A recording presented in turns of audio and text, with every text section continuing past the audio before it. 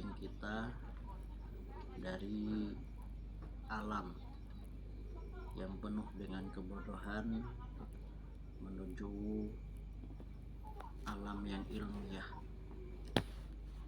Mudah-mudahan kita semua oleh Allah bisa diberikan syafaatul uzmah beliau kelak di hari kiamat dan diakui sebagai umat beliau. Amin ya rabbal alamin. Para hadirin mustami'in yang dirahmati oleh Allah Subhanahu wa taala. Sebelumnya kami mohon maaf yang sebesar-besarnya karena kami di sini hanya untuk memenuhi undangan dari sahabat-sahabat TikTok, bukan dalam kapasitas kami untuk memberikan mau'idhah. Karena yang hadir pada kesempatan malam hari ini adalah para alim, para ulama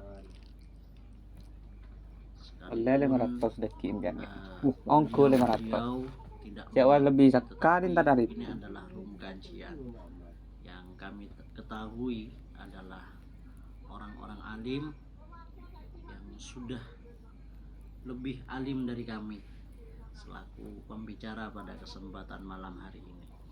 Namun atas perintah guru kami, Ustadz Al-Jawi, sam'an wa ta'atan kepada beliau, kami diberi kesempatan untuk berbicara terkait dengan Isra dan Mi'raj pada kesempatan malam hari ini. Kami hanya mengingatkan, atau bahasa lain itu menakror ulang bersama-sama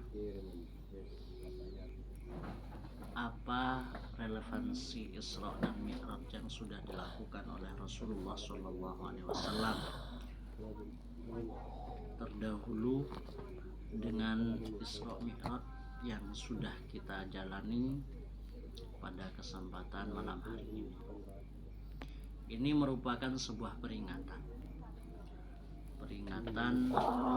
bagaimana proses yang sungguh menakjubkan yang dilakukan oleh Rasulullah lebih dari 1000 abad lalu, sebagaimana yang sudah disampaikan oleh Kiai Ibnu Hajjaj, Ibnu Hijjaj.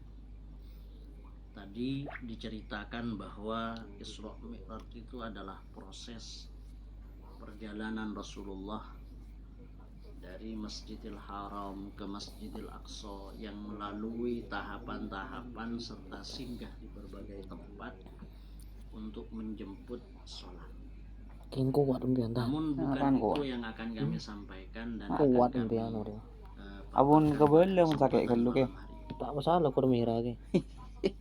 yang akan kami sampaikan ada dua hal.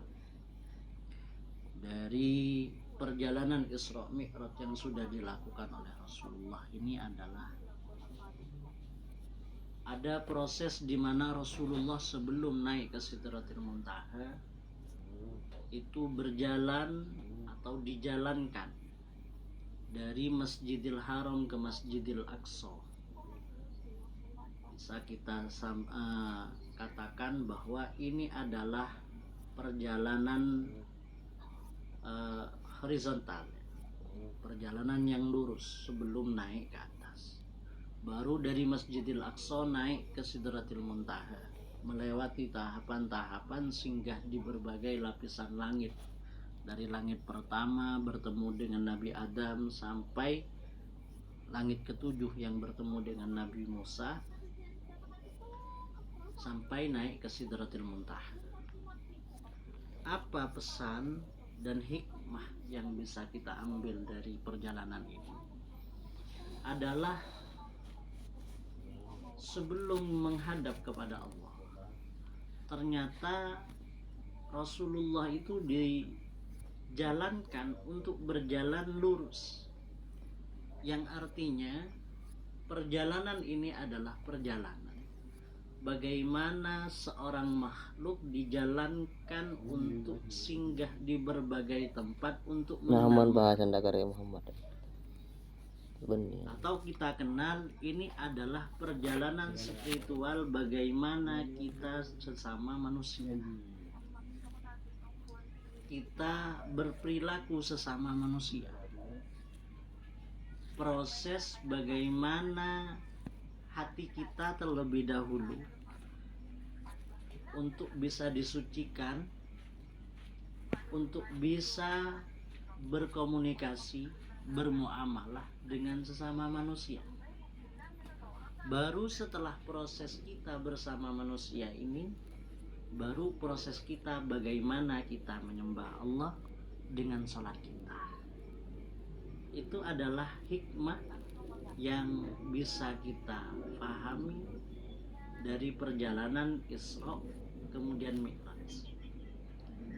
Karena ketika kita hanya menyembah kepada Allah dengan beribadah sholat, dengan beribadah puasa, maka ini tidaklah cukup. Begitu banyak ayat-ayat yang menjelaskan dan menyimpan makna-makna hubungan kita dengan manusia ini adalah salah satu bentuk kesempurnaan ibadah. Adalah bentuk bagaimana kita mampu untuk menjadikan manusia sebagai manusia terlebih dahulu, baru menjadikan diri kita menyembah kepada Allah. Di dalam ayat aqimus sholah wa atuz zakah misalkan, ini tidak hanya sholat tetapi ada zakat yang hubungannya antar sesama manusia. Ini adalah proses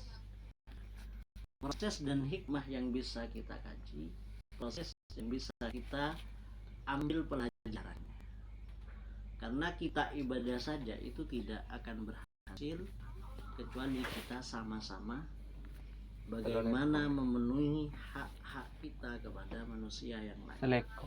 Oleh karena itu Rasulullah sabda, hakul muslim alal muslim sittun.